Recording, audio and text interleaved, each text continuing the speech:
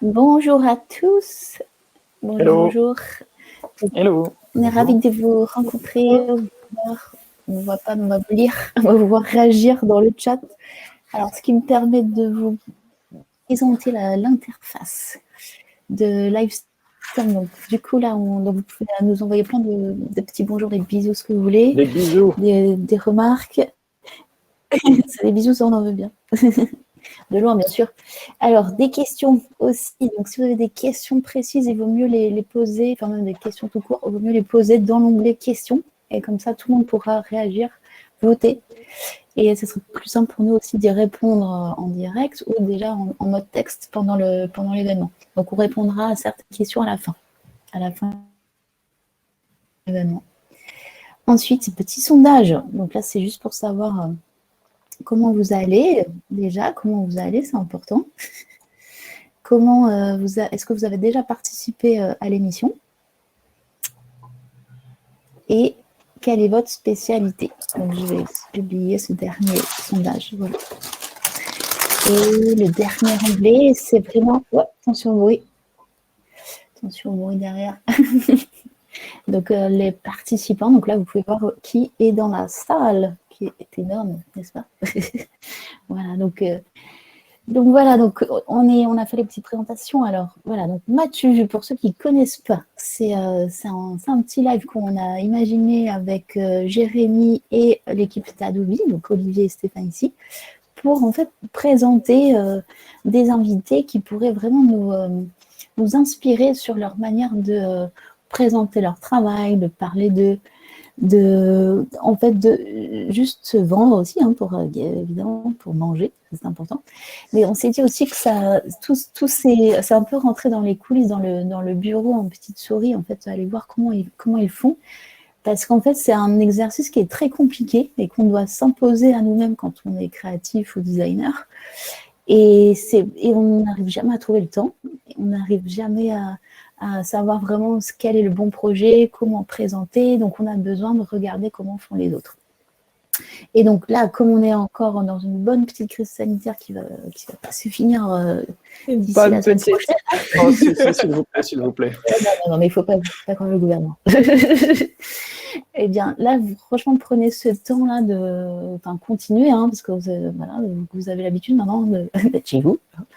Donc, prenez le temps, voilà, de réfléchir à votre valeur, ce que vous proposez, quels sont vraiment vos grands atouts, les plus beaux projets que vous pourriez présenter. Et donc, essayez de trouver des réponses chez chaque invité. Donc là, aujourd'hui, Aurélia, donc qui est quand même très, très visible partout à Paris et dans beaucoup de magazines. Elle va vous parler un petit peu de sa vie, son œuvre. Donc, elle vit à Copenhague, elle est illustratrice, animatrice, peintre, et donc on verra grâce à elle donc les grandes parties en fait de cette émission. C'est voilà, évidemment qui es-tu, Aurélia? Quelles sont les méthodes que tu utilises pour recréer ton portfolio? Comment tu t'y prends?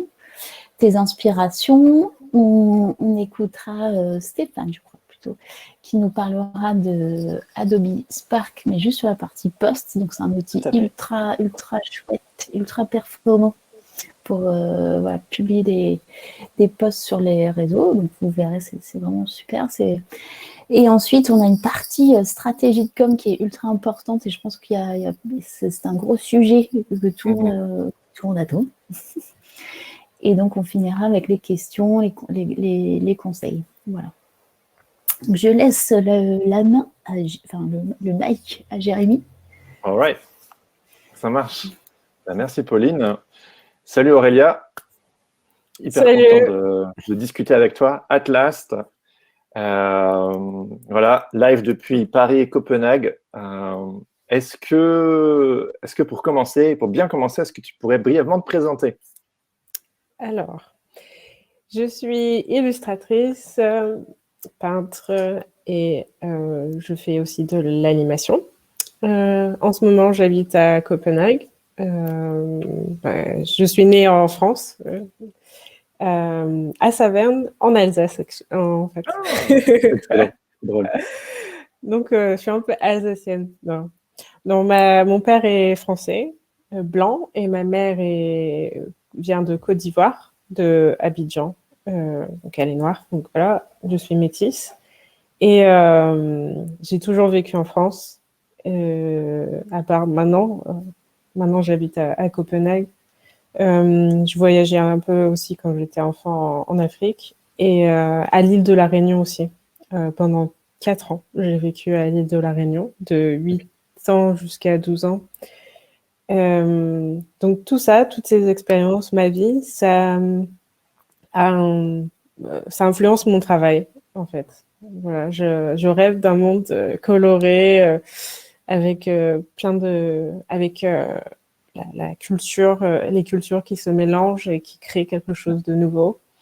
Ouais. Et voilà. Ouais. Oui, bah, ça se voit tout de suite si on se plonge un chouïa dans ton travail. Ton travail est très engagé en termes de représentation, de diversité, d'inclusivité. Est-ce que tu peux nous raconter un petit peu the origin story derrière cette prise de position dans ton travail? Alors, déjà, je voudrais dire que j'ai commencé à dessiner, enfin, à m'orienter dans une carrière artistique à mes 18 ans, quand après le bac, il fallait choisir qu'est-ce qu'on veut faire. Et moi, je voulais aller dans une école d'art. Et pour présenter les concours, c'était l'ENSAD et ils demandaient à se présenter. Qui êtes-vous? Et donc, moi, j'ai pensé et je me suis dit, je suis cette personne avec ces différentes cultures, mais je connais pas vraiment mon côté africain. Et donc, c'est ça a commencé à ce moment-là sur mon identité, qui je suis et qu'est-ce que je veux faire avec mon art. Et c'est ce qu'ils demandent dans les écoles d'art, qui êtes-vous? Et en fait, c'est là où a commencé ma recherche d'identité et ma recherche visuelle, on va dire. Ouais. Mais bon, donc j'ai fait 6 ans d'études. J'ai fini vers 23 ans. Et pendant mes années d'études, je cherchais quand même un peu mon identité, mais bon, je pouvais pas tout. Enfin, c'était un peu compliqué. Il fallait aussi faire le travail qui nous était demandé. Et puis, je sais pas, il me manquait quelque chose. Et en fait, cette chose-là qui me manquait, c'est après que j'ai eu mon master, c'était en design de produits. C'était pas du tout de l'illustration. J'ai pas étudié l'illustration en pure et net, mais plus le design produit, c'est-à-dire les objets, dessiner des objets, dessiner des concepts autour des objets. Et moi, j'ai toujours aimé dessiner des gens. J'étais très, très douée dans tout ce qui est visuel. Mais créer les objets, aller dans l'atelier à faire des maquettes en bois, non, c'était pas pour moi. Ouais. Mais je me disais que trouver du boulot en tant qu'illustratrice, ça n'arrivera pas, je vais jamais réussir. Puis c'est pas tout le monde qui réussit, quoi. Mais dans le design d'objets, tu peux toujours trouver un travail, créer des objets, il y a toujours une demande. Mais en fait, c'était faux parce que quand j'ai fait mes études, quand je suis venue au Danemark, le pays du design de produits, de l'architecture, mais ça m'a vraiment inspirée, ça a changé tout dans ma vie d'être au Danemark. J'ai fait mon Erasmus au Danemark et je suis revenue, j'ai rencontré quelqu'un. Et donc, je voulais chercher un boulot, mais en fait, j'ai pas trouvé. Et je pense que le truc, c'est que j'étais un peu confuse aussi sur mon identité en tant qu'artiste, qui je suis. Peut-être que les gens ne comprenaient pas vraiment et j'étais encore dans cette transition. Et là, j'ai commencé à me dire, bon, c'était dur de vivre au Danemark, encore plus dur qu'être en France. Et d'être dans cette phase où tu as 23 ans et tu dois chercher est-ce que tu vas vivre de ta passion ou pas, et il va falloir que tu bosses pour ça, tu vois. Il n'y a personne qui va être derrière toi, il faut que ça vienne de toi-même. Et donc, en fait, je me suis inspirée de ma vie, et en fait, ma vie m'a inspirée pour faire ce que je fais aujourd'hui, c'est-à-dire de vivre dans un pays où les hivers sont durs, il fait nuit très tôt, il n'y a pas beaucoup de couleurs, il n'y a pas beaucoup de gens comme moi. Et en fait, au bout de... J'ai fait pas mal de choses, hein, mais après avoir vécu 4 ans au Danemark, j'ai commencé à dessiner des personnes de couleur, créer des univers, à faire ce que je fais aujourd'hui. parce qu'en fait, il y avait un manque, parce que il y avait quelque chose j'avais besoin d'exprimer ce qui me manquait. Ouais. Et aussi avec les réseaux sociaux, maintenant, on peut communiquer avec plein de gens. Donc, je me suis plus sentie seule, en fait, parce qu'en fait, il y avait cette communauté qui me représente, une communauté qui n'existait pas dans les réseaux, dans le mainstream, à la télévision, dans tout ce qui est. Mais sur Internet, il y a cette communauté qui est comme moi, qui est aussi qui se recherche et qui ne se trouve pas représentée. C'est-à-dire des personnes qui ont différentes cultures, des personnes qui ont voyagé, toutes ces personnes-là, parce qu'on n'est pas représenté dans la vie de tous les jours, alors qu'il y en a, on est des millions. Et en fait, donc c'est grâce à Instagram que ma carrière a été boostée. J'ai commencé à poster sur Instagram, c'était fin 2017. Et au bout de 3 mois, je veux dire, 3 mois, je suis partie de 500 abonnés jusqu'à 10 000. Et très rapidement, et beaucoup de gens m'ont sollicité à faire des illustrations pour des personnes, pas pour des entreprises, mais c'était encore pour des particuliers. Et je voyais qu'il y avait quelque chose. Donc j'ai continué. Je ne veux pas dire que je gagnais ma vie grâce à ça, pas encore, mais je voyais qu'il y avait quelque chose et que si je continuais, il y aurait quelque chose pour moi à la fin. Donc, voilà. Et c'est ce petit quelque chose qu'on va creuser ensemble aujourd'hui. J'ai préparé plein de petites questions. Ça ouvre plein de petites boîtes dans ma tête, tout ce que tu me racontes. Je me dis, on pourrait aller là. Avant de rebondir là-dessus, on va passer à la partie portfolio. Est-ce que tu pourrais nous présenter justement 3 projets dont tu es particulièrement fier? Ok. Alors, je vais partager avec vous mon écran. Vous voyez? Ouais, super. Okay. Alors, bienvenue sur mon site internet qui a été créé récemment. Je l'ai fait avec une entreprise basée au Danemark et je voulais vraiment que ça représente mon univers. Et donc, voilà. Alors, les 3 projets... on va parler du livre, parce qu'en fait, This Book is Anti-Racist. Ce livre est antiraciste. Je l'ai là. Et donc, en fait, ce livre,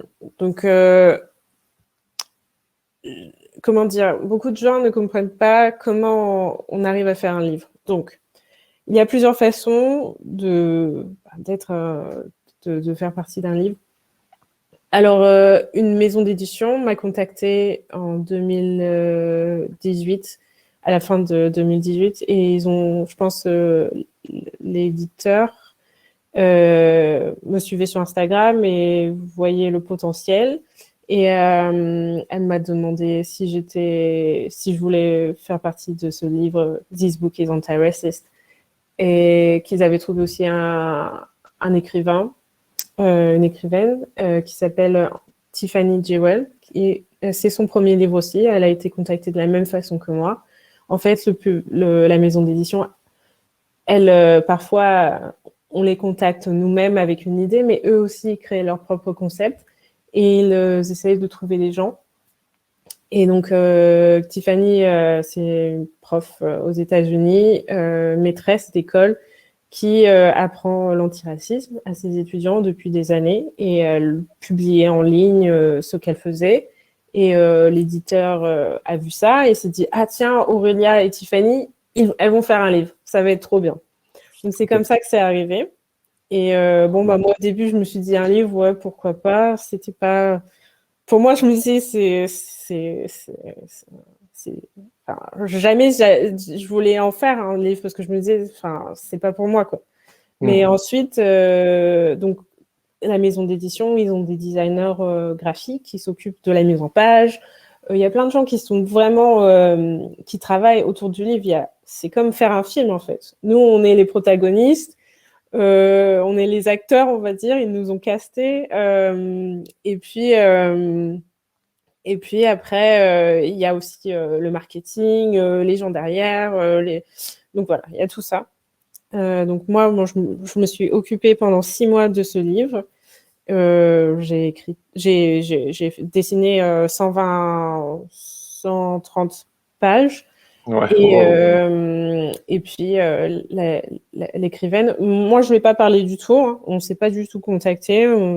Elle écrivait et moi je dessinais. Donc ouais. Donc c'est ça, c'est qu'on ne s'est jamais vu, on n'a aucun lien toutes les deux, mais la maison d'édition a vu le potentiel et c'est comme ça que c'est arrivé. Et c'est devenu, donc moi je me disais, bon, je sais pas combien on va en vendre, hein, je sais pas trop comment ça va être ce livre. C'était un peu naïf, mais je me disais, bon, c'est cool quand même de faire partie de ce livre et en plus ça fait partie de ce que de mon travail, ça fait partie de mes convictions. Et donc voilà, il a été publié en 2020, en janvier 2020. Donc je suis allée à Londres faire la promotion 2 fois dans les bibliothèques, parce que ce livre est publié aux États-Unis, en Angleterre et au Canada. Et la maison d'édition, elle est basée aux États-Unis et en Angleterre. Donc je les ai rencontrés là-bas. Ce qui c'est cool, déjà de rencontrer les gens avec qui tu bosses et de créer une relation. Donc c'est ça aussi qui est important, c'est que les gens avec qui tu travailles, c'est des gens, ils sont jeunes aussi, et donc tu crées aussi des liens avec eux et enfin on se voit, on s'apprécie et tout, et donc il y aura plein d'autres livres qui vont arriver parce qu'il y a une connexion et c'est cool. Donc voilà, donc il est sorti et au mois de juin 2020, il était plus disponible sur Amazon. Il y a eu je sais pas comment dire, énormément de gens qui ont voulu l'acheter et il est devenu best-seller en juillet pour les livres de poche non fictifs pour enfants. Pour enfants, c'est des adolescents. C'est pour adolescents. Mais en fait, on se rend compte que ce sujet, il est pour tout le monde et que tout le monde en a acheté. Les parents, les enfants, enfin, ça n'avait pas... Ça allait de tout âge. Et ouais, on en a vendu 200 000. Et là, on a aussi This Book is Anti-Racist, le journal, avec plus d'exercices pour plus d'interactions. Je crois qu'on en a vendu 15 000. Il est sorti ce janvier-là. Et voilà, donc c'est cool de faire partie d'un livre qui est surtout pour à l'école. Beaucoup d'écoles ont acheté en gros. Et c'est cool de voir. Il a été aussi traduit en allemand et en portugais. Et ouais, et c'est tout. Pas en français, désolé, mais c'est pas moi qui m'en occupe et c'est pas mon boulot. C'est la maison d'édition qui s'occupe à pitcher, à parler avec les maisons d'édition en France. On avait parlé avec une maison d'édition en France, mais elle n'a pas trop voulu. Elle pensait que c'était un sujet trop qui ne correspondait pas aux enfants, aux adolescents. Ce qui est bizarre, parce que c'est tout le concept de ce livre, c'est-à-dire que c'est approchable. Non, comment on dit abordable. Abordable pour tout le monde. Et donc, pour ça, les couleurs sont vibrantes, c'est assez, le langage est assez simple. Tu peux nous montrer, tu as des images sur le site là, quand on scrolle, qu'on puisse voir. Ah ouais, voilà, super. Quelques illustrations, mais je ne mets pas tous dedans. Non. C'était à la tête moderne, il était... Ah ouais, c'est stylé ça. Et voilà. Mais non, je ne mets pas trop parce que... par contre, l'âge... Est-ce qu'on voit ma caméra? Ouais. Bon, là, c'est le livre d'exercice. Yes, excellent. Voilà. Donc voilà, c'est cool. Il me semble qu'on t'a vu aussi dans les rues de Paris dernièrement. Et ouais, on m'a vu dans les rues de Paris. Alors, je vais mettre Donc, en février, non, c'était en février, fin février, Mika, le chanteur, m'a contacté. Ça, c'est cool. Et en fait, il avait l'idée de créer... parce qu'en fait, tous les panneaux publicitaires, ils étaient datés, quoi. Il y a plus, les cinémas ne sont plus ouverts, il n'y a plus d'événements. Donc, ils se disaient, ah ouais, ce serait bien quand même de faire une série d'illustrations avec différents illustrateurs et de les mettre dans Paris. Et du coup, ça a été très rapide. En 3 semaines, on devait avoir fini. Et ensuite, pendant tout le mois de mars, ils avaient affiché mon illustration avec d'autres artistes, 9 autres artistes, plus Mika, qui avait fait aussi son illustration avec sa sœur. Ah, trop bien. Donc, il a beaucoup de talent. Et l'idée, c'était les couleurs et ramener la joie dans la rue, quoi. Et donc, je suis venue à Paris aussi pour prendre des photos, parce que je trouvais ça cool, quoi. Ah bah oui. C'est Mika directement qui t'a contacté ou c'est une agence? Non, il y avait sa sœur. Et puis après, pour la conception, je parlais avec lui. Et aussi le musée des arts décoratifs, là, le directeur, on parlait. Mais je l'ai parlé 2 fois avec Mika. On parlait de l'idée de l'orientation à quoi ça va ressembler. C'était un peu bizarre, parce que pour moi, Mika, c'était en 2017. Donc j'avais, je sais pas, 20 ans. Ouais. Et j'écoutais sa musique, quoi. Et donc là, je me retrouvais seule à seule en mode Zoom avec Mika, quoi. Ah bah oui, ça devait être une expérience. Non, bon, je suis plus une fan aujourd'hui, mais je veux dire, sa musique, elle m'a quand même apporté de la joie, de la couleur. Je sais pas, je trouvais ça cool à cette époque, et c'était cool de voir, de le voir et de parler. Ouais. C'est marrant quand même. Donc, c'était aussi à la télé. Il a fait une grosse communication visuelle. Ouais. On observe aussi beaucoup sur ton portfolio, justement, tu habites à Copenhague, mais tu es venu à Paris prendre des photos. Et je trouve que ce qui est fort sur ton portfolio, c'est en effet toutes ces mises en situation, ces photos, cette mise en scène que tu fais. Tu te donnes vraiment, tu te donnes vraiment les moyens autant de mettre tes images en évidence que toi, ta personne, etc. Et tu réfléchis toujours à ça quand tu bosses, quoi. C'est important pour moi je trouve, en tant qu'illustrateur, de se montrer, parce que je veux que mon travail soit moi, quoi. Enfin, c'est moi, c'est pas quelqu'un d'anonyme ou quoi que ce soit. Oui. Et comme aussi aujourd'hui avec Internet, les illustrations, on ne sait jamais qui l'a fait, on sait jamais, il y a des gens qui partagent, ils mettent jamais les noms. Et je trouve que c'est important pour moi d'être avec mes illustrations pour montrer que c'est moi, c'est mon univers, ça vient de ma personne. Et aussi donc de me mettre en situation avec mon art, je trouve ça marrant. Ouais. Là où certaines personnes auraient peut-être peur de se mettre en avant et qui préfèrent se cacher derrière les images, toi au contraire, c'est un dialogue entre ton boulot et ta personne.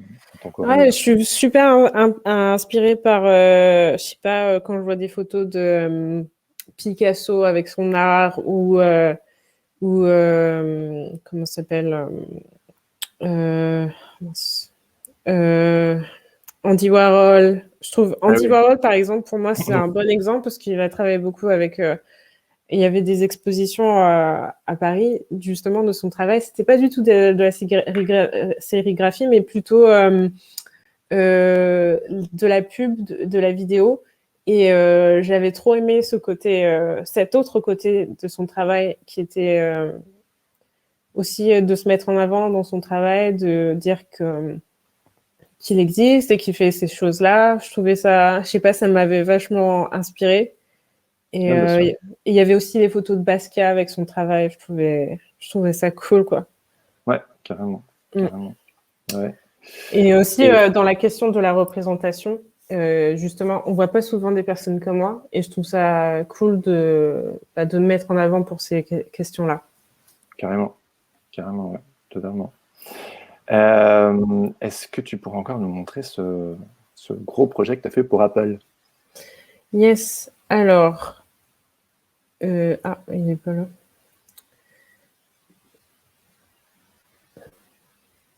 Et au passage, on voit que ton site internet va dans tous les sens. Et ça, c'est assez impressionnant. Dans le sens où souvent, on entend nos invités, tu sais, qui nous disent il faut que ce soit simple, efficace, genre fond blanc, genre pas de fioriture, etc.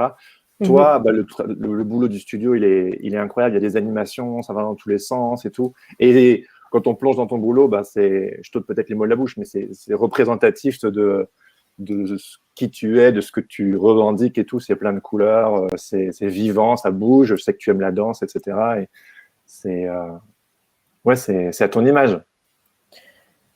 C'est aussi l'image que j'ai envie de renvoyer. C'est pas ma personnalité.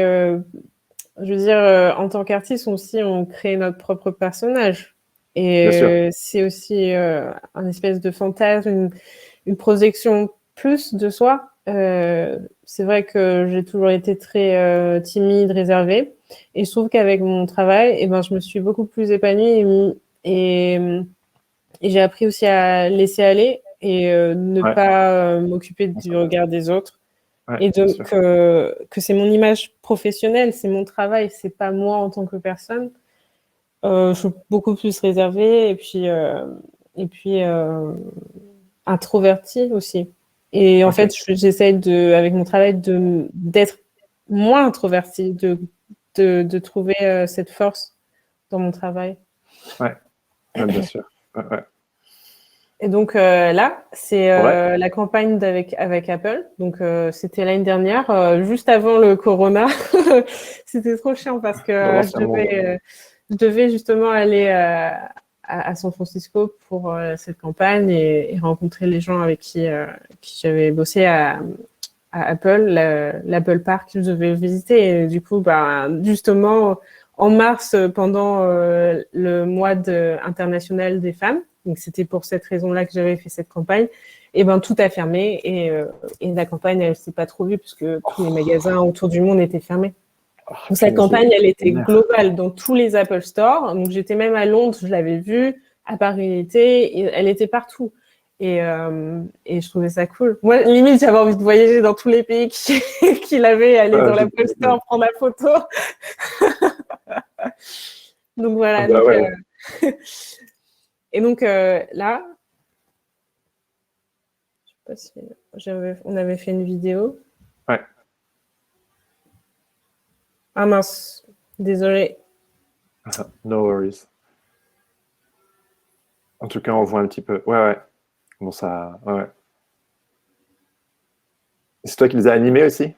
Ouais. Waouh.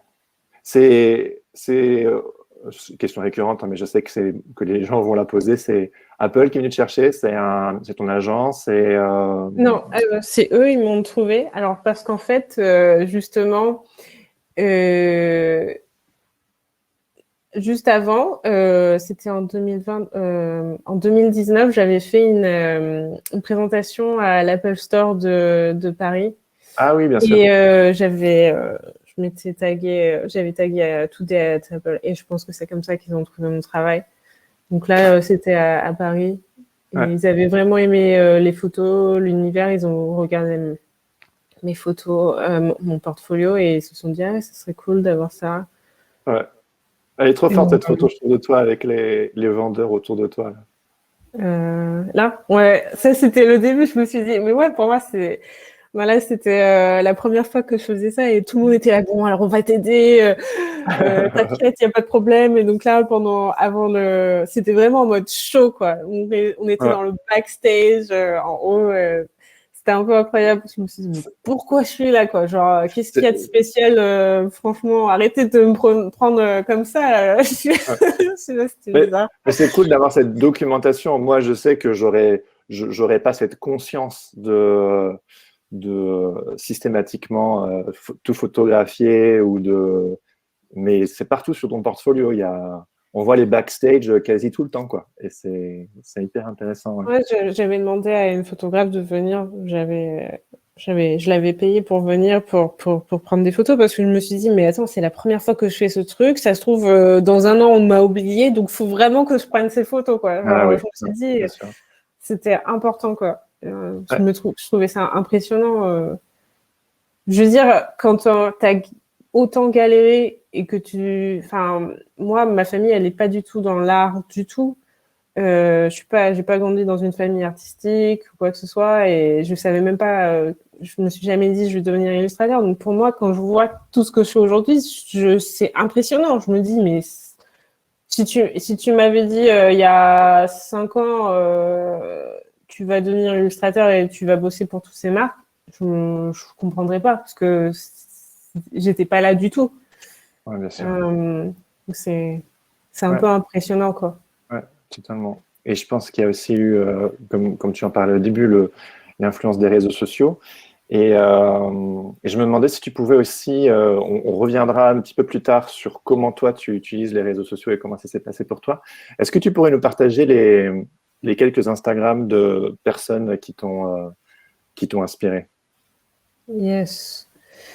Alors, en fait, quand tu m'avais demandé la première fois, j'avais mis des Instagram que je suis aujourd'hui, mais les Instagram qui m'ont inspiré. Ouais. Déjà, il y a Lisa Condon. Ah là là, big fan. Tu nous montres? Ouais. Alors déjà, j'avais déjà commencé mon travail avant, mais elle m'avait suivi au bout d'un moment. Et j'ai regardé son travail, je me suis dit, ah ouais, quand même, c'est pas mal, quoi. Genre, Ah ouais. c'est super intéressant. Et puis sa personnalité aussi, elle partage beaucoup sur sa vie, sur ses. Quand on voit elle parle tout le temps là, les captions, là, comment on dit en français, les captions. Je sais pas. Les captions. C'est les textes qui vont avec les images. Ah oui, le texte, ouais. Je sais pas. Le texte, ouais. Ouais, elle écrit hyper bien, c'est super intéressant. Ouais. C'est trop intéressant. On peut tu nous montres pour les spectateurs qui ne connaissent pas, parce que moi j'adore Lisa Condon aussi. On s'est parlé une fois, elle et moi, aussi sur Instagram. J'étais comme un fou. J'étais genre, j'ai plusieurs de ses, enfin j'ai 1 ou 2 livres à elle qui m'ont beaucoup aidé dans mon parcours aussi. Et elle est hyper prolifique. Et je me suis douté, tu me l'avais pas dit, mais maintenant que tu me le dis, je me suis douté que ça devait sûrement être une de tes influences. Je veux dire, je m'inspire pas de son travail, mais je suis, comment dire, fan de son travail. Et bon, on a différentes histoires, mais je trouve que c'est super intéressant. Donc il y a elle, donc je vous recommande de la suivre et de. Tu peux nous montrer son Instagram? Je suis désolé, mais on voit pas son Instagram. Ah mince. Ah non, pardon, non. Ah, on ne voit parce pas. qu'en fait, désolé. Donc comment on fait Partage anglais. Il faut que je désactive. Ah voilà. Ah, Pauline est la rescousse. Yes. On la voit plus, mais elle est là, Pauline. Ah oui, pardon. Donc là, voilà, on y est. Et donc, vous voyez? Ouais, voilà. Ok, donc c'est trop bien son travail. Là, vous voyez le texte, les images. Elle a toujours des slogans et c'est toujours positif. Et ce qui est inspirant aussi avec cette dame, c'est qu'elle a recommencé une carrière, mais genre sur le tard. Je sais pas, elle avait 40, 50 ans. Ouais. Et aujourd'hui, bon, elle a une carrière incroyable, mais comme quoi, c'est jamais trop tard en fait. Et je pense qu'elle a aussi écrit et illustré un livre à ce sujet de A Glorious Freedom, je pense que ça s'appelle. Bon, bref. C'est un peu, c'est incroyable de se dire que même à 50 ans, tu trouves ta voie artistique, quoi. Mais c'est pas tout le monde qui. Enfin, d'un côté, je veux dire, les Américains, ils aiment bien dire oui, tout le monde peut réussir. Mais ça, c'est un peu l'idée américaine, quoi. Je veux dire. Ouais, bien sûr. C'est pas vraiment vrai. Enfin, elle a eu beaucoup de chance de pouvoir faire sa carrière à 50 ans, mais tout le monde ne peut pas le faire, quoi. Je veux dire. Donc, des fois, j'aime bien son travail, mais des fois, je trouve que le discours, genre, tout le monde peut réussir. Moi, regardez, à 50 ans, j'ai réussi, mais je veux dire, c'est pas tout le monde. On ne trouve pas sa voix comme ça. Je veux dire, c'est pas aussi facile que ça en a l'air, quoi. Ouais. Donc voilà. Mais j'adore son travail. Ouais, super, Ensuite, qui d'autre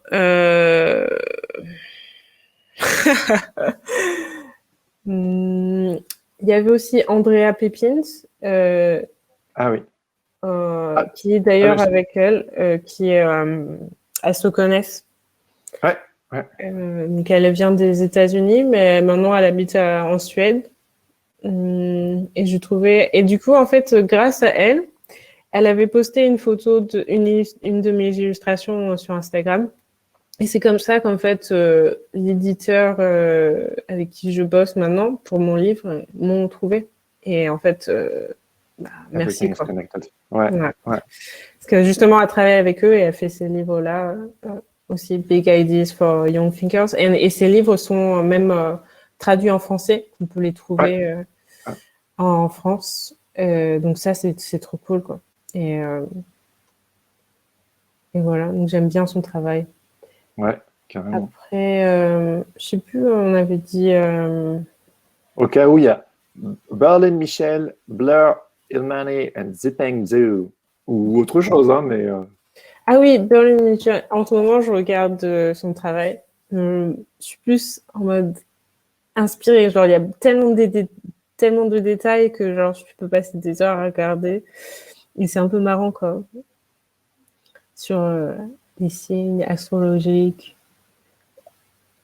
Je sais pas, je trouvais ça super cool.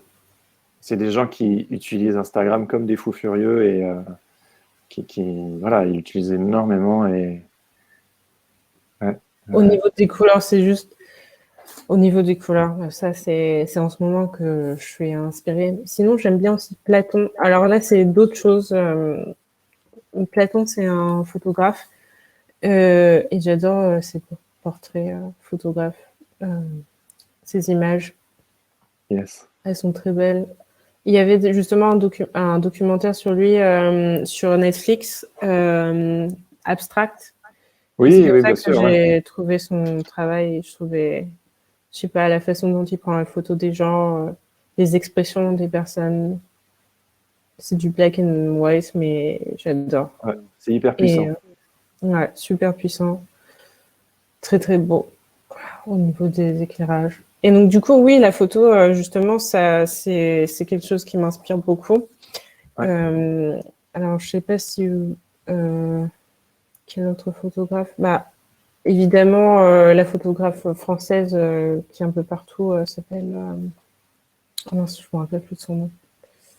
Elle avait fait le clip de comment ça s'appelle? Je suis trop mauvaise avec les noms. Je ne pourrais pas t'aider. Non, bon, c'est pas grave, je ne montrerai pas ça. Okay. Je sais pas. Ah si, bah il y a Olympia Zanioli. Olympia Zanioli, ouais. Gros fan aussi. Ça... Ouais. Elle aussi, c'est vraiment... c'est une femme incroyable qui a aussi fait carrière aux États-Unis, qui vient d'Europe et tout, et qui... Je l'avais entendu sur une interview où elle disait qu'elle n'était pas reconnue en Italie du temps où elle y était.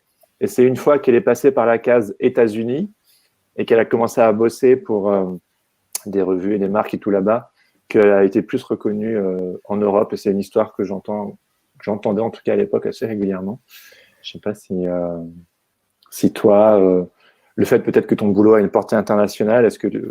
Je pense que oui, évidemment, c'est vrai. Mais bon, je veux dire, j'ai pas non plus beaucoup de clients en France. Ah oui, ouais, voilà. Ouais. Donc, tu as fait ton trou à l'international. Ouais, et ça va très bien. Je ne veux pas me plaindre de ça. Ah bah oui, Donc, tu m'étonnes. Après, il y a une autre illustrateur qui s'appelle Carabo Popier. Et j'adore, elle vient de sud-africaine, d'Amérique, comment ça s'appelle, Afrique du Sud. Et j'adore ses illustrations. Ah oui, ça j'ai vu pour WeTransfer. Ouais, c'est cool.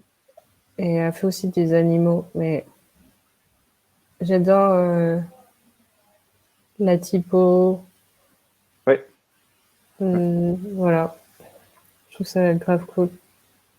Bien. Ah ouais, c'est hyper stylé. Ouais, carrément. Super. Ben, merci beaucoup pour ça, Aurélia. Ça en met plein les yeux. Je vais passer la main maintenant à Olivier et Stéphane qui vont nous faire une petite démo de Spark. Et puis toi et moi, on se retrouve juste après pour discuter engagement, réseaux sociaux et tout le tintouin. Ça marche? Ok. À tout à l'heure, du coup. Olivier, Stéphane, c'est à vous. Merci. Alors, hop, c'est moi qui vais prendre la main. Donc voilà, donc là, ce dont on va parler, c'est de Spark. En fait, Spark, c'est une plateforme où on peut créer différentes choses. Là, on va se concentrer, pour une question de temps, uniquement sur Spark, que l'on appelle Post, qui permet de créer des posts pour les réseaux sociaux, comme on le voit ici sur l'illustration, d'en refaire des versions pour les différentes plateformes, en réajustant le contenu, etc. Et puis, dans les prochains M'as-tu vu, on fera Spark Page et Spark Vidéo plus tard. Donc, en gros, voilà, le but, c'est de créer très rapidement, même si on sait faire dans Photoshop, même si on sait faire dans Illustrator. C'est tellement rapide, tellement simple de le faire dans Spark que pour créer du contenu pour les réseaux, bah, c'est plus simple. Et juste, pour info, il y a aussi des applications. Là, je vais rester sur le site web pour pas avoir à faire de partage, etc. Mais vous l'avez aussi donc Post sur Android et puis sur iOS, et Page, vous les avez uniquement sur iOS, ainsi que vidéo. Voilà, ça c'était juste pour vous montrer un petit peu à quoi ça correspond. Mais nous, on va se concentrer en fait sur Post. Donc, si vous allez sur spark.adobe.com, vous allez trouver en fait cette interface une fois que vous êtes logué, enregistré. Moi, je suis en premium parce que il y a une version gratuite, il y a une version freemium où vous aurez un logo Spark, un petit logo discret sur vos posts. Mais si vous êtes membre du Creative Cloud, vous avez forcément la version premium dans votre compte. Hein. Juste pour rappel, si vous allez dans Creative Cloud ici et que vous allez sur Web, par exemple, vous allez voir qu'il y a Spark ici. Et si vous cliquez ici, ça va vous ouvrir dans le navigateur et vous authentifier automatiquement dans Spark. Mais moi, j'y suis déjà. Donc, qu'est-ce que c'est que des posts? Donc, on va pouvoir, imaginons que j'ai besoin voilà, je l'ai vu, j'ai fait des petits exemples avec justement M'as-tu vu, avec la charte de M'as-tu vu. Mais imaginons que vous n'ayez pas encore de charte, que vous voulez juste faire une petite chose, vous pouvez très bien choisir par quelle forme de post vous voulez, en fait, ici. Hein, est-ce que je veux des présentations? Est-ce que je veux des collages? Est-ce que je veux des choses? Je peux passer aussi par le petit plus ici, on va me guider. Donc, je vais pouvoir voir est-ce que je veux créer une vidéo, une page, un post Instagram ou autre. Ou je peux voir aussi une vue avec plein d'exemples. Pour m'inspirer, pour me permettre de démarrer de quelque chose et de ne pas démarrer d'une page blanche si ça m'intéresse. Imaginons que je veuille, voilà, par exemple, partir d'ici. Je peux tout simplement cliquer ici. Alors, il y a des milliers de templates. Hein. Voilà. Donc là, j'arrive directement à partir d'un modèle. Je viens de prendre un modèle et à partir de ce modèle, je suis en train de créer le mien. Je peux revenir sur les modèles. Vous voyez, il y en a plein. Je peux changer à tout moment. Donc ici, c'est tout ce qui est contenu, tout ce qui est ajout de contenu. On peut rajouter du texte, on peut rajouter bien sûr des photos, des icônes SVG que je peux coloriser, des assets, des arrière-plans. On verra qu'on peut mettre ses propres logos et si vous êtes membre du Creative Cloud aussi, vous avez aussi les bibliothèques Creative Cloud, on en reparlera tout à l'heure. Et ensuite, c'est tout simplement, vous allez avoir sur le côté tout ce qu'il vous faut. Par exemple, le niveau design, quelles sont les variantes de design qu'on pourrait appliquer à celui-ci, donc des suggestions. Le resize, on va voir effectivement qu'à tout moment, je peux finalement changer et juste réarranger ce qui a mal vécu, le réarrangement, pour pouvoir republier tout simplement avec un bouton de partage ou télécharger une version JPEG ou autre, ou vidéo, hein, parce qu'on peut aussi mettre des animations. Donc là, je passe très rapidement, mais c'est juste pour vous donner un petit tour d'horizon de ce qui est possible ici. Donc, si je reviens sur mon format d'origine, parce que j'aimais bien, là, je voulais un petit format carré. Bien entendu, après, en fonction de... Donc, si je désélectionne en cliquant sur la zone ici, ce sont des options qui vont être par rapport à l'ensemble du document. Maintenant, si je clique sur une image, vous voyez déjà ici que je peux la recadrer sans problème, déplacer. Je peux remplacer cette image par une autre image. Et dans les images, vous allez avoir plusieurs endroits. Donc, vous allez avoir ici un moteur de recherche qui va chercher dans toutes les bibliothèques d'images open source avec droit, Creative Commons avec des droits. Donc, bien sûr, à vous quand même de vérifier. Adobe Stock, les bibliothèques, Lightroom, Dropbox, etc. Donc, vous pouvez vraiment aller chercher partout, en fait, des photos. Donc là, je vais aller juste ici, je vais prendre quelque chose au hasard, hein, c'est pas très grave. Ici. Et ce qui est intéressant aussi, sur ces plateformes, par exemple ici, c'est Pixabay, ou sur Adobe Stock ou autre, s'il y a forcément un crédit, eh bien, automatiquement, les crédits vont être embarqués dans la publication. Bien entendu, je vais pouvoir aussi revenir, redéplacer les images, zoomer, appliquer des filtres photos, etc. Donc tout ça, mettre un blur, améliorer les couleurs. Je vais pouvoir aussi revenir sur le texte Et ce qui va être intéressant ici, bah voilà, par exemple ici, rien à voir, on va mettre m'as-tu vu, voilà, juste pour la petite dédicace. Voilà, donc j'ai m'as-tu vu, on va avoir ça. Ce qui est intéressant aussi, c'est qu'il s'adresse vraiment au nom professionnel, ce qui fait que le texte va vraiment se réarranger en fonction de l'espace. Hein. D'ailleurs, si ça, c'est pas très lisible ici, je pourrais peut-être aussi lui demander de me faire des suggestions.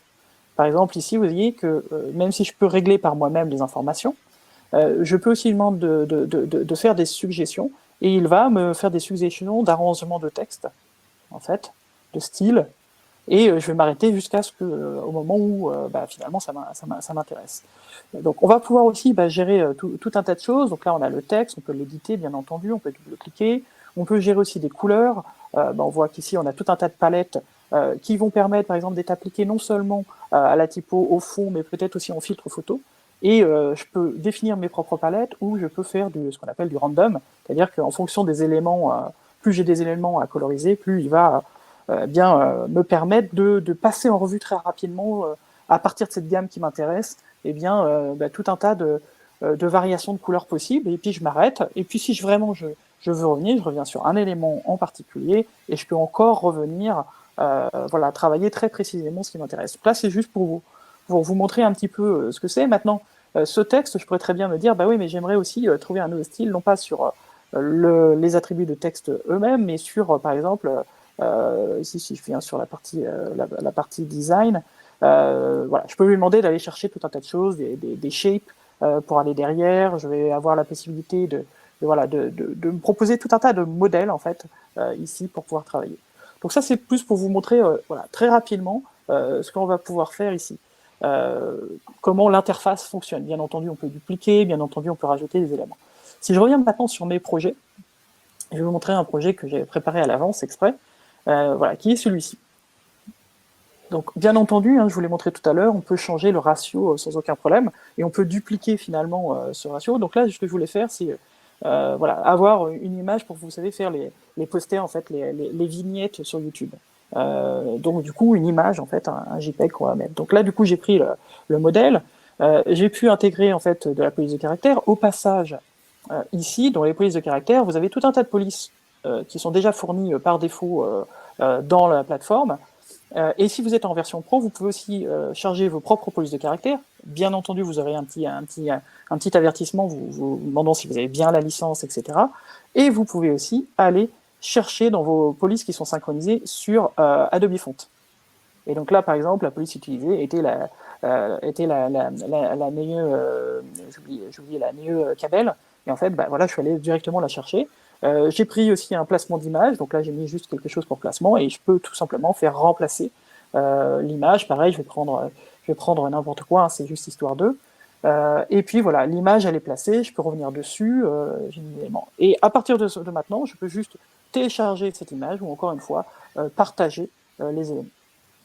Et ce qui va être encore plus intéressant, donc là je vais annuler cet élément, c'est que maintenant que j'ai fait ça, finalement c'est tous les 15 jours on a ce m'as-tu vu, donc il va y avoir tout un tas en fait d'éléments à faire. Donc ce que je peux faire, en lieu et place de modifier à chaque fois le même, j'ai la possibilité, et ça c'est tout nouveau, de créer un template. Donc ce template, je vais l'appeler YouTube vignette. Je peux mettre une description, et je vais pouvoir le mettre dans une bibliothèque Creative Cloud. Alors là, j'en ai énormément, où je peux en créer une à la volée. Et l'intérêt de ces bibliothèques, c'est que je peux les partager avec d'autres personnes. Par exemple, je pourrais les partager avec Pauline, avec Olivier, et puis avec Jérémy, de manière à ce qu'eux-mêmes puissent faire leur déclinaison. Donc dans ce cas-là, je vais partager la bibliothèque avec toutes les ressources, les images, les logos, etc. Et donc, on va pouvoir très facilement ici venir partager ça en quelques clics. Donc voilà, donc je passe très rapidement. Là, je vais faire une nouvelle bibliothèque que je vais appeler temp. Je supprimerai après. Voilà, je sauve et il va magiquement convertir. Les équipes travaillent aussi pour pouvoir convertir un fichier Photoshop, Illustrator ou InDesign pour pouvoir, si vous êtes pro, mettre ça dans Spark. Voilà. Donc ça, c'est vraiment pour vous inciter à utiliser et à faire les visuels pour les réseaux sociaux, pour les posts. C'est souvent extrêmement excusez-moi du mot, c'est le mot technique, chiant à faire en fait, hein, souvent. Souvent, c'est pas ce qu'on aime faire. Et bien là, du coup, vous avez la possibilité, tout simplement, de venir, créer ces visuels facilement avec une plateforme faite pour ça.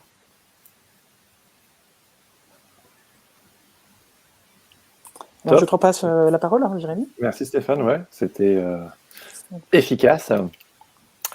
Ouais, non, mais c'est parce que je pensais que tu allais encore continuer, mais c'est très cool, c'est très cool. Aurélia, c'est reparti. Merci beaucoup Stéphane. Non, bah, j'ai couvert et puis je voulais laisser aussi la parole aux questions-réponses, etc. Donc j'ai essayé de tenir dans un timing pour. Ouais. Merci beaucoup Stéphane, ça marche, c'est top.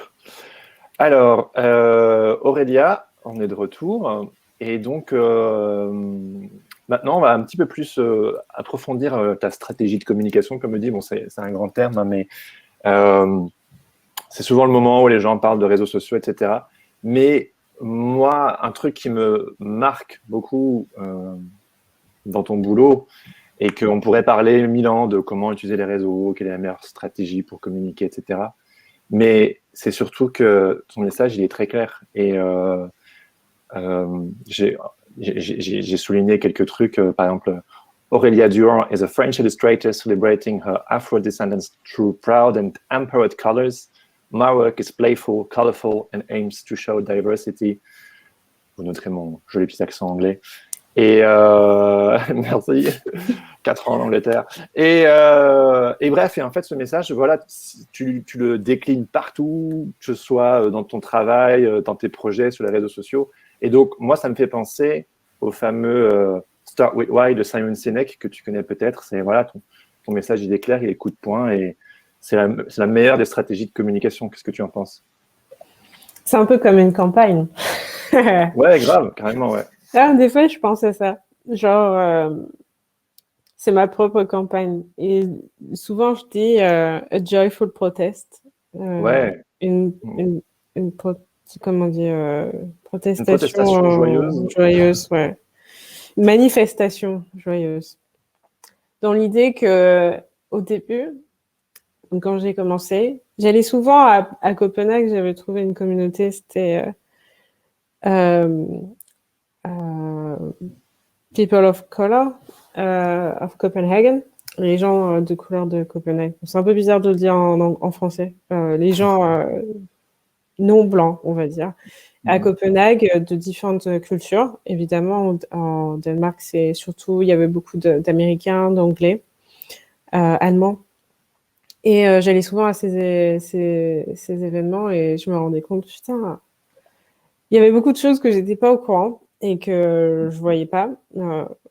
Et en fait, ça m'a montré que oui, qu'il fallait, qu'il manquait un peu de ce genre de truc parce qu'il manquait. En fait, moi, dans ces événements, il y avait beaucoup de frustration, de peine, d'expériences douloureuses. Et je me disais, en tant qu'artiste, qu'est-ce que je pourrais faire?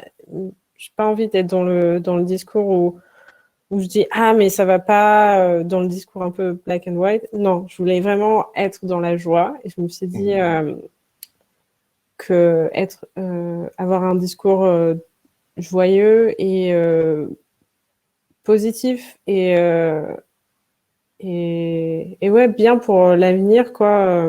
Penser à l'avenir et un avenir plus inclusif, plus divers, où on est tous ensemble, quoi. Ouais. Et moi, à La Réunion, par exemple, La Réunion, c'est un exemple que toutes les cultures peuvent être ensemble, quoi, sans se frotter et vivre paisiblement. Je trouvais ça super intéressant quand j'étais à l'école.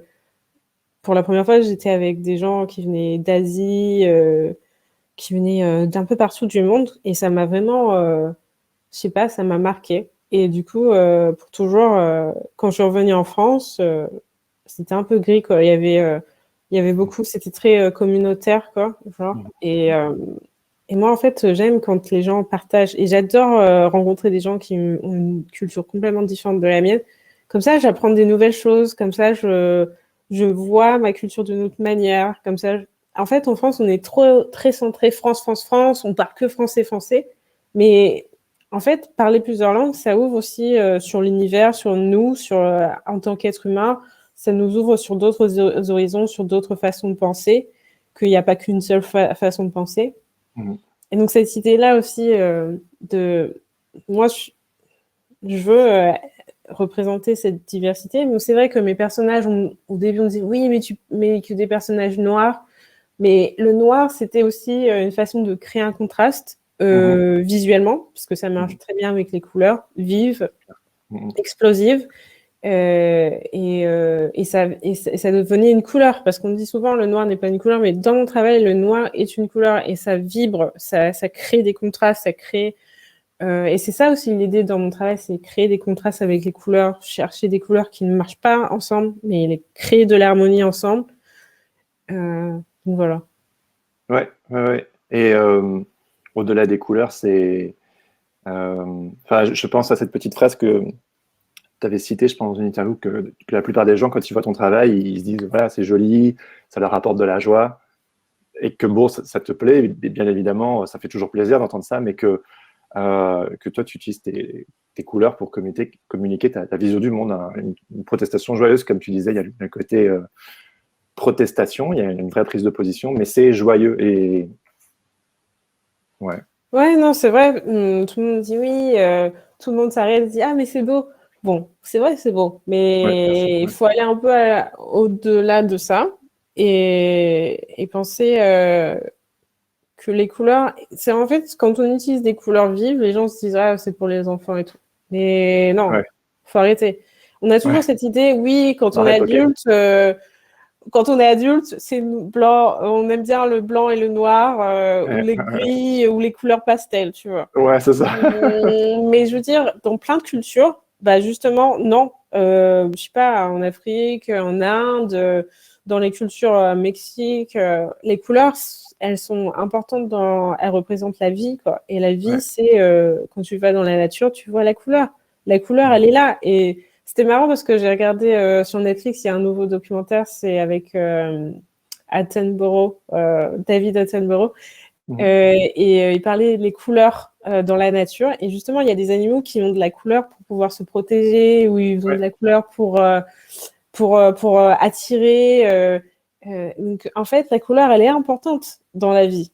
Elle crée un message. Et je pense que on a souvent oublié cette couleur, surtout dans les pays occidentaux.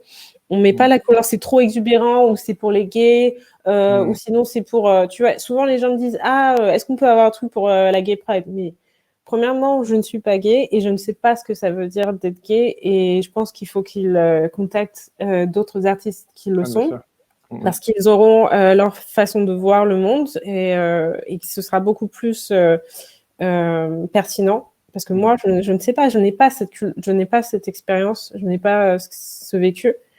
Et mon travail n'est pas forcément pour les personnes gays, c'est vraiment c'est ouvert, quoi. Et c'est cette idée-là que la couleur, c'est pas forcément exubérant ou enfantin ou pour la communauté LGBTQ. Non, c'est pour tout le monde. Et ça doit être et en fait, plus on acceptera la couleur, et plus on acceptera aussi l'autre. C'est-à-dire les nuances de couleurs, et c'est aussi les nuances de notre culture, de nous, quoi. Plus on accepte les couleurs, plus on accepte l'autre, et on comprend différentes nuances dans les discours. Ouais. Je sais pas si tu connais probablement le travail de Cruciforme. Ouais, et elle a fait son gros livre Colorama, et quand j'en discutais avec elle, elle disait que en fait tout ce travail autour de la couleur, avec des dizaines de nuances par couleur, c'est aussi la possibilité de enrichir son vocabulaire, en fait. Genre, quand on se dit oui, et je pense que je suis un peu coupable de ça c'est bleu, ça c'est rouge, mais en fait, il y a des tonnes de variantes, et ça te permet de nuancer le monde, et c'est tellement important au-delà des couleurs, mais voilà, c'est la base.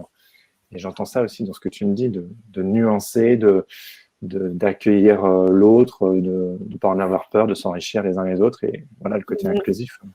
Ouais. Et Et alors, donc, un autre sujet aussi qui intéresse un petit peu tout le monde aussi. Aujourd'hui, tu es suivi par plus de 90 000 personnes sur Instagram. Est-ce que tu te souviens du tipping point, du moment où, comment et à quel moment est-ce que tu as remarqué que ton audience grandissait?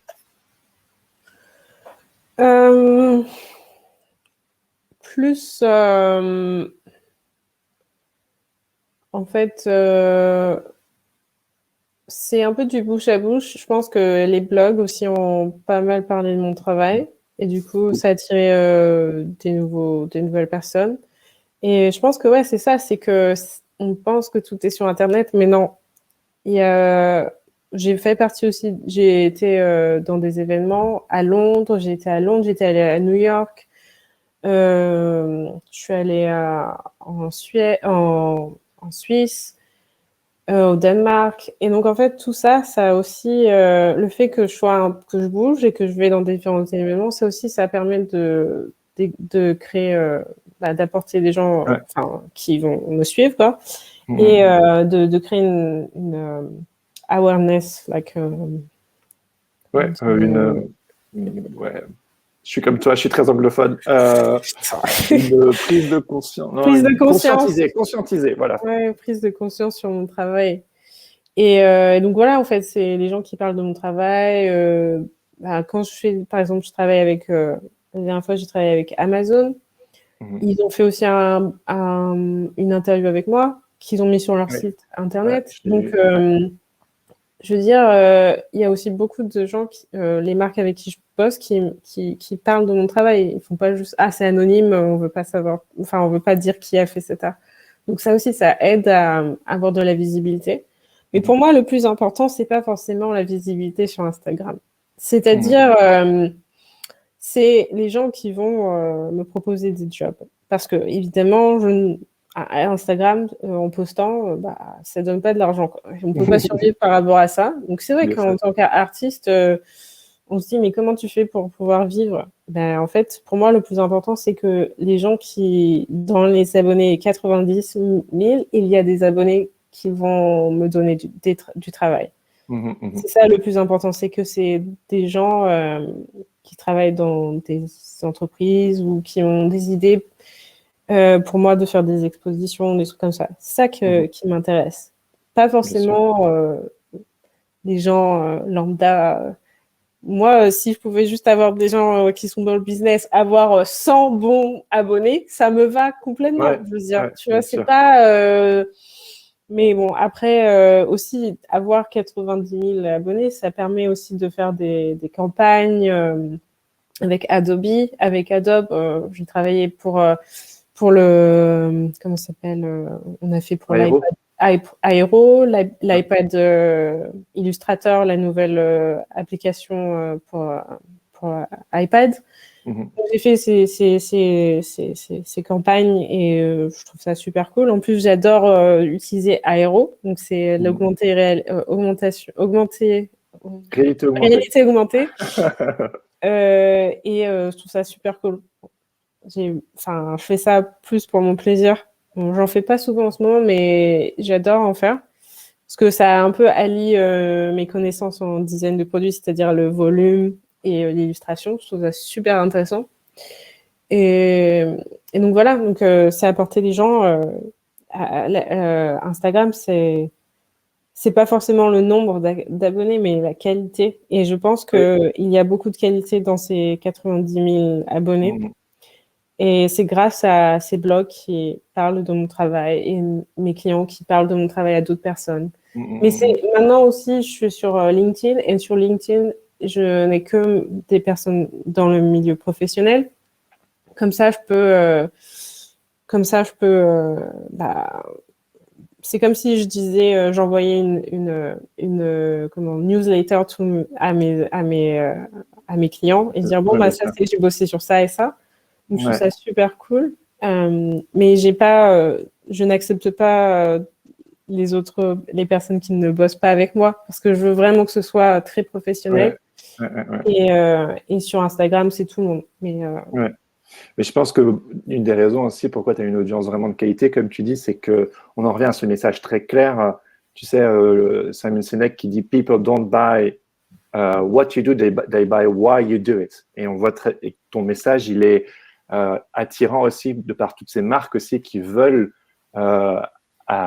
développer sensibiliser autour de l'inclusivité, de la diversité, de représentation, etc. Et tu es la personne idéale pour parler de ce sujet. Et oui, et en fait, on va dire que mes clients achètent plus moi que mon art, c'est-à-dire ce que je représente et mon but. C'est intimidant pour toi? Ouais. Intimidant au début. C'est quand même. Au début, quand j'ai eu mon premier contrat avec Apple, donc là, je me suis dit, parce que moi, dans ma tête, je me dis, ça serait trop bien. Mais le jour où c'est arrivé, j'ai cru que j'allais mourir. Quand je me dis, mais qu'est-ce qui se passe, quoi? Et oui, c'était très intimidant de parler avec ces gens, parce que c'est impossible d'avoir ces boulots-là. C'est-à-dire, tu peux pas envoyer un mail et dire, hey, j'existe. C'est eux qui viennent à toi. C'est-à-dire que le jour où ils viennent à moi et qu'ils me disent ça, je me dis, oh là là, ça veut dire qu'il y a un truc, quoi. Et du coup, c'est un peu impressionnant dans le sens où combien je veux leur dire combien ça coûte, quoi, parce que j'ai pas envie d'être une débile, quoi, genre dire en fait je veux 200 €, mais non, ils veulent acheter aussi de la qualité, c'est-à-dire qu'il faut que tu mettes un prix, que tu sois sur le marché, que tu donnes de la valeur, tu vois. Donc ça, oui, ça c'était très impressionnant et j'ai mis 1 semaine pour donner un prix, hein, parce que je me suis dit, mais je sais pas, en plus sur Internet, il y a personne qui communique les prix, tu sais pas, tu arrives sur le marché, mais ça va pas être 100 €. T'as appelé tes copains, tes copines pour avoir une idée Non. Mais tu as un agent en Australie, non, il me semble aux États-Unis, mais mais au début, tu n'as pas d'agent, parce que les agents, ils s'intéressent à toi que quand toi, ça va, quoi. Ouais, en fait, il faut penser que quand tu es un illustrateur, faut pas dire oui, ils vont venir t'aider. Non, ils ont un business, ils veulent réussir leur business. Ils sont pas là pour t'aider. Ils sont là pour surfer sur la vague avec toi. C'est ça. Et moi, j'ai bien compris. Hein. Et au début, je me disais, ouais, je veux trop un représentant, mais ça, pendant un moment, pendant 2 ans, j'étais seule.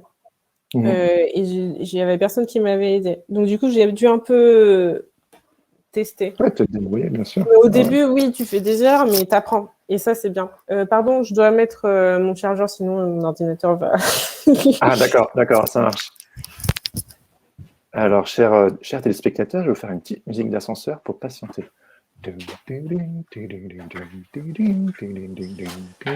J'en ai profité aussi pour mettre les liens. En fait, Aurélie était venue sur la chaîne Adobe France et donc j'ai promis pour l'article dont elle avait parlé, juste pour info.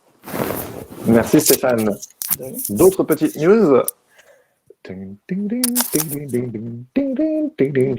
Hey, she's back. Hello. Très bien. Non, mais ouais, sur le prix, et je pense que c'est... Après, au début, maintenant, aujourd'hui, après avoir beaucoup d'expérience, même quand je parle avec des illustrateurs qui sont bien, qui ont beaucoup de boulot, ils disent qu'ils ont toujours des problèmes pour savoir quel prix donner. Donc, en fait, ce sera un problème pour toujours, quoi. Et même si on bosse avec une grosse marque, ça ne veut pas dire qu'on peut c'est le même budget tout le temps. Ça change. Ouais, il y a beaucoup de facteurs. Et moi, je sais que, au début, quand j'avais pas d'argent, j'appelais tout le monde, quoi. Genre, toi, tu demanderais combien, j'ai vu que tu as fait ci, tu as fait ça, puis tu fais des comparatifs. Et c'est sûr. Et je me demandais aussi, est-ce que l'actualité qu'on a connue, notamment l'an dernier avec Black Lives Matter, et tout le bordel qui s'est passé, évidemment, est-ce que ça a eu une résonance aussi? J'imagine que peut-être ton livre, This Book is Anti-Racist, est-ce que ces événements ont fait en sorte qu'il y ait aussi plus de visibilité autour de ton boulot, ou est-ce que c'était déjà avant? On va dire qu'avant, j'avais quand même pas mal de boulot. Ça se passait bien. En en un an, j'ai vu la différence. Mais après, avec Black Lives Matter, juste juin, juillet, septembre, ça a été vraiment très intense. J'ai eu énormément de personnes qui venaient, qui m'envoyaient des mails, qui me disaient « Ah, tu peux faire ci, tu peux faire ça ». C'était en mode rush. Beaucoup de blogs, d'interviews. Au début, je me suis dit, c'est bizarre quand même, une personne est morte et d'un coup, tout le monde se réveille et se dit, ah, mais il faudrait peut-être qu'on inclue plus de gens.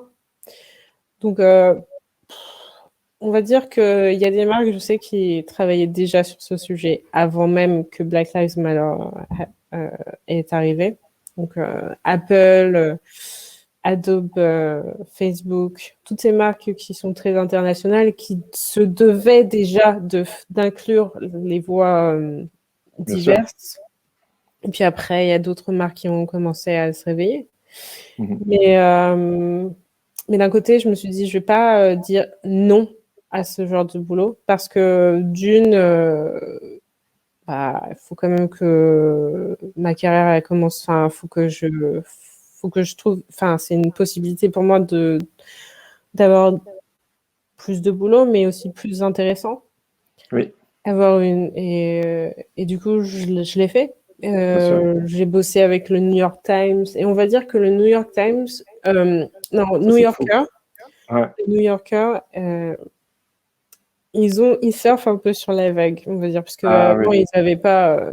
Parce qu'en fait, je me suis rendu compte qu'ils avaient. Ils m'ont contacté. Non, mais en fait, j'ai bossé avec eux, ils m'ont contacté et je voyais qu'ils avaient pas mal qu'ils demandaient à plein d'autres illustrateurs aussi de bosser avec eux, de personnes de couleur. Donc, on voit que. Mais parce qu'avant, je les suivais aussi et je voyais qu'il n'y en avait pas beaucoup. Et là, d'un coup, il y en avait beaucoup. Donc, voilà, donc les marques, on voit que, bon.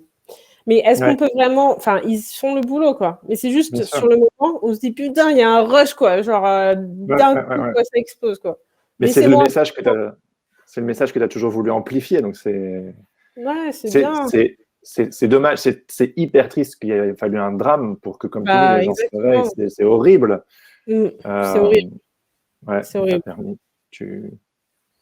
Mais bon, ça permet aussi, en espérant que de toute façon, maintenant, partout dans le monde, on en parle. Et c'est ça aussi la positivité du truc, c'est que en France, en Allemagne, en Danemark, il y a eu des manifestations Black Lives Matter. Je veux dire, c'est incroyable.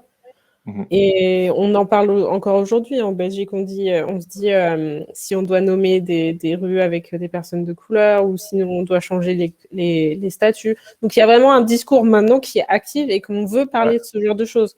Donc, c'est bien. Mais combien de temps ça va durer? On verra.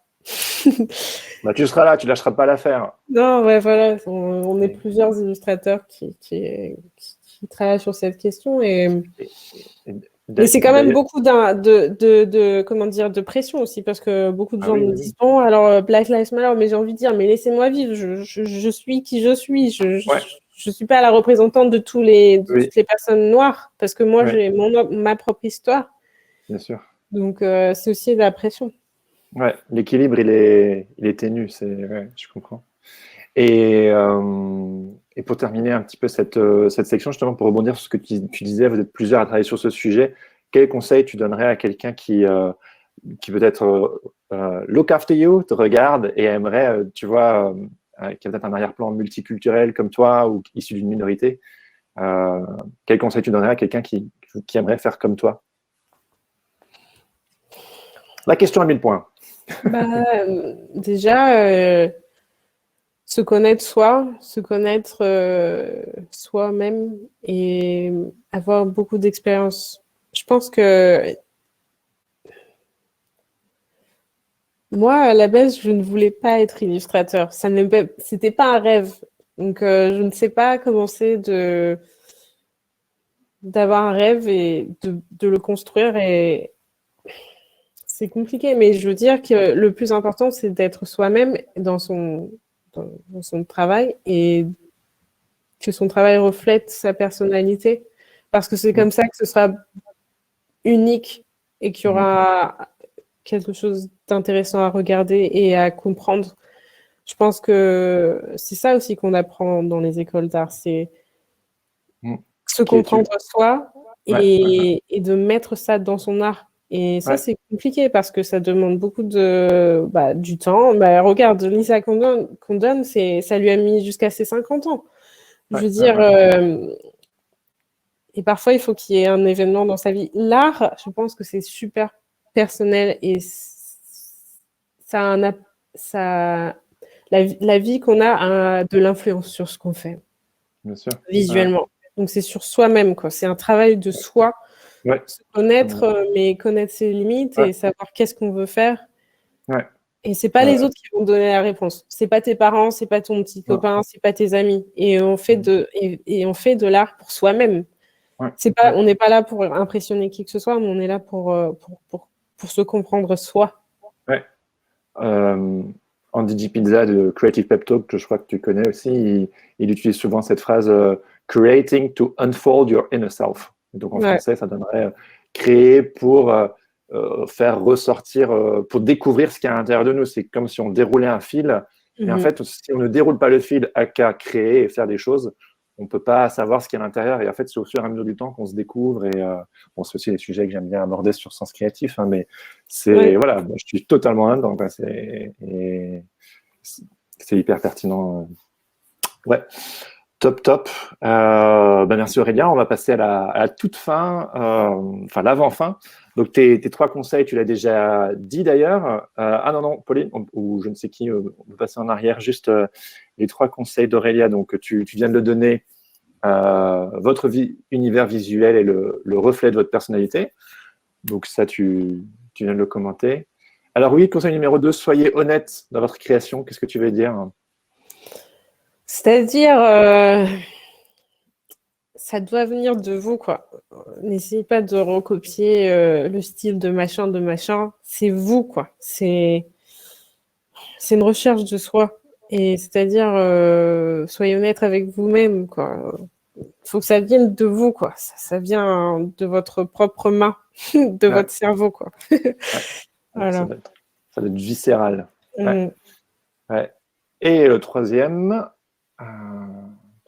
amenez du on vient de le dire, amenez du vous pour que votre art soit unique, comme vous. C'est ça. Hein.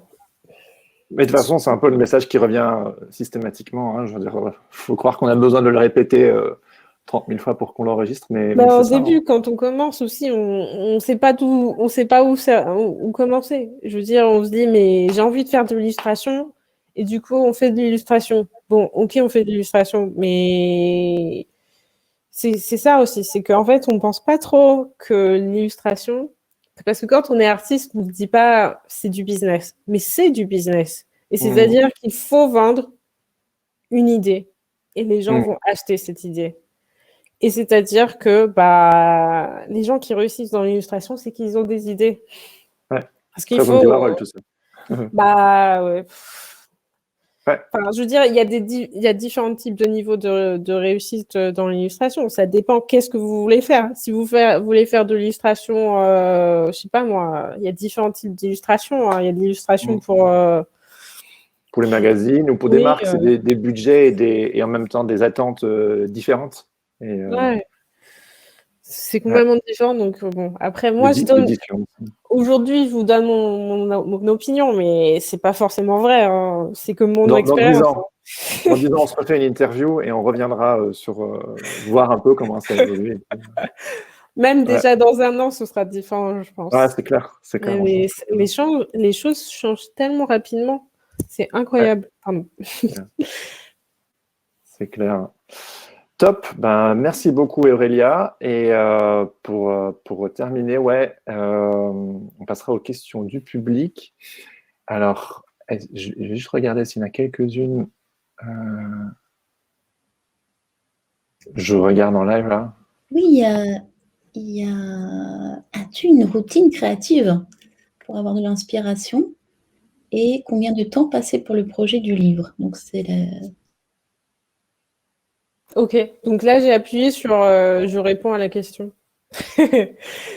Du coup, une routine créative. Donc en fait, pour avoir de l'inspiration. Alors, c'est vrai que c'est une bonne question, ça, parce que moi, je me la pose pas tout le temps. La routine créative, c'est-à-dire essayer de... En fait, j'adore voyager. J'adore partir en une excursion, un peu pour couper avec tous les jours, c'est-à-dire bosser, être dans mon atelier. Et j'aime bien partir, je sais pas, faire des longues marches dans les bois ou découvrir un autre endroit au Danemark ou voyager dans un autre pays. Ça permet aussi d'avoir une autre perspective, de trouver des nouvelles idées et de voir le monde d'une autre façon. Mais aussi, je regarde des films, je lis. Mais c'est pas vraiment une routine, c'est essayer d'être active, d'être curieux tous les jours. Mhm. Ah, et une autre question. Aurélia, est-ce que tu prends parfois des projets, entre guillemets, alimentaires que tu ne montres pas sur ton portfolio? Une question de Romain Rioux. Projet alimentaire. Bah, pour moi, ça fait 4 ans que je ne fais pas que je ne fais plus des projets alimentaires. En fait, je fais des projets. Il y a des projets en fait, je veux dire, c'est mon style tout le temps. Je ne compromets pas sur mon style, donc en fait, c'est pas. Ouais. C'est toujours un plaisir de le faire, en fait, puisque c'est toujours mon style. Et en fait, des fois, des fois, je suis pas très bien payée pour des projets, mais j'adore l'idée et j'adore ce que ça va faire. Donc, je trouve ça cool. Même des fois, je suis même pas payée pour des projets et je le fais quand même. Et Ouais. parce que je trouve que c'est cool, ça apporte, ça va avoir un impact positif pour les autres. Du coup, ouais. Ouais. Ouais, mais peut-être parce que je peux m'en permettre aujourd'hui, mais aussi, même avant, si je ne pouvais pas me le permettre, je le ferais quand même. Bien sûr. Parce qu'en fait, le truc, c'est que c'est fun, quoi, de le faire. Mhm. Et des fois, même si j'avais pas d'argent, je le ferais quand même. Je sais pas, c'est un besoin, c'est Ouais. notre. J'adore faire ce que je fais. Ouais. Et Ça te même si je transcende. serais pas payée, bah, ça a du sens dans ma vie, quoi. Ouais, C'est ça. ouais. Et c'est génial parce que je pense que c'est le concept du ikigai où tu trouves ton pourquoi justement et que tu le mets en premier avant le business et que parce qu'en fait il y a ton ikigai, ton pourquoi, ton message, la chose qui te transcende en premier, hop, les opportunités se présentent à toi et c'est génial parce que du coup on te propose d'être payé pour des projets qui t'habitent. Et du coup, aussi, il y a aussi beaucoup de personnes qui jonglent entre les projets de commande pour payer les factures et manger, souvent aussi parfois les grosses marques et tout, et puis des projets peut-être parfois associatifs ou quoi que ce soit pour simplement, c'est des projets de cœur, même si c'est pas très bien payé. Et Ouais. voilà. Et toute dernière question, là, nous avons Maglone qui nous pose la question, est-ce que tu penses toujours à l'étape d'après dans ton parcours artistique ou tu es plutôt carpe diem, on verra ce qu'il se passe? J'avoue que je suis pas trop organisée comme ça. C'est-à-dire que pour moi, on verra ce qui se passe. C'est-à-dire que, de toute Carpe façon, diem. le métier de la freelance, on ne sait jamais ce qui va se passer. Mais bon, je pense qu'aujourd'hui, j'ai quand même dépassé un stade où je sais que j'ai des clients réguliers qui viennent et il y aura toujours ça, je pense. Puis après, il y a les livres. Donc, je me pose pas trop de questions. Je me dis pas, ok, bon, alors dans 5 ans, comment ça va être? C'est un peu un métier avec de surprise parce que des fois, Ouais, ça peut très bien se passer. Tu fais des rencontres et tu fais des projets de fou et ça change ta perspective. Par exemple, j'avais peint sur un mur à Paris. Bah, c'était pas forcément ce que je voulais faire. Genre, je me disais pas, ah, j'aimerais tellement faire ça. Mais quand quelqu'un est venu me proposer ça, je me suis dit, ah, ça pourrait être cool. Je l'ai fait. Et ça m'a donné une autre perspective et ça m'a donné envie de plus peindre, par exemple. Parce ouais, que, en fait, c'est cool. Et ça, c'est une autre façon de créer. Donc, ouais, j'ai pas forcément de plan. Mais je suis plus sur le maintenant. En fait, même limite, je vis d'une semaine à une autre, quoi. Genre, la semaine prochaine, ça se trouve, ce sera complètement quelque chose d'autre. Puis après, j'aurai un autre projet qui arrive et du coup, Tu as les mains ouvertes et tu es prêt à recevoir. Ça se trouve, je vais faire des projets d'architecture. Ça se trouve, je vais faire une ligne de vêtements, du cinéma peut-être, ouais. Enfin, j'en sais rien. Je pense que c'est faut être ouvert, quoi. Dans 10 ans, il faut vraiment qu'on rediscute, hein, parce que très bien. Bah, merci infiniment Aurélia, c'était hyper intéressant de discuter avec toi et d'avoir ce regard sur tous ces sujets dont on ne parle pas assez. Et je suis vraiment content qu'on ait pu en discuter ensemble et que tu as pu nous apporter ton regard. On va petit à petit terminer l'émission, donc on va donner rendez-vous à nos chers téléspectateurs. Donc, on vous donne rendez-vous dans 2 semaines. Attention, c'est un mercredi et pas un jeudi. Habituellement, c'est le jeudi. Mais là, jeudi 13, c'est férié. Donc, mercredi 12. M'as-tu vu numéro 5 avec Cyril Abad, qui est un photographe, street photographe, qui travaille aussi beaucoup sur il travaille beaucoup sur les États-Unis. Il a un travail assez impressionnant. Je vous encourage à aller acheter un petit coup d'œil. On parlera donc storytelling, portfolio, photo évidemment, son travail, etc. Il est très sur le storytelling. Et voilà. Inscrivez-vous si ce n'est pas encore fait. Vous pouvez le faire dès aujourd'hui. Et donc merci à tous. Ça, je l'ai déjà dit. Et vous pouvez aussi aller voir le travail d'Aurélia sur son site, la suivre sur Instagram. Pareil pour Adobe, le laptop et Sens Créatif. Retrouvez-nous sur les réseaux pour vous tenir au courant. Et voilà. Donc, je pense que c'est la fin de cette émission. Merci Aurélia, merci Adobe, merci Pauline. Je ne sais pas s'il faut encore rajouter quelque chose. Pauline, à toi les studios. Non, c'est bon. Bah, écoutez, merci à tous. Merci Aurélia pour Tu as des fans, hein. Je ne sais pas si tu pourras regarder dans le chat. Je suis en train de regarder, là. Oui, le fan du monde. Tout attendri par ton discours. Donc, du coup, c'était une belle découverte aussi. Donc, j'espère que les gens sont inspirés et qu'ils ont trouvé, je sais pas, qu'ils comprennent un peu mieux l'illustration, quoi. Mais c'est différent pour différents types de personnes, donc il n'y a pas vraiment de règles.